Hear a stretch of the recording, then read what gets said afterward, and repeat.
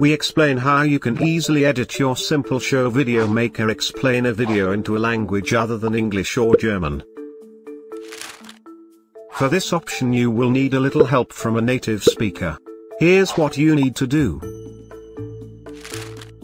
1. Make the video in English or in German. 2. Let it finalize and render.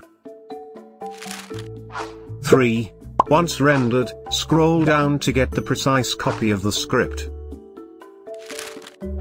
4.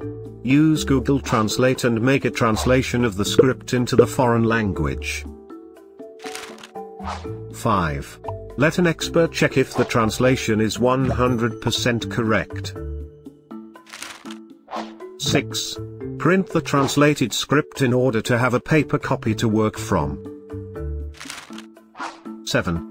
Go to the video's dashboard and copy the original English or German video.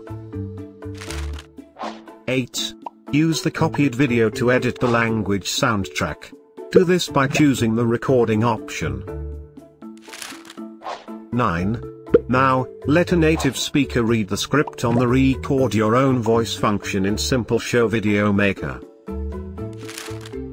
10. Render the video and you're done. Now you can take your content globally. People generally prefer exposure in their own language.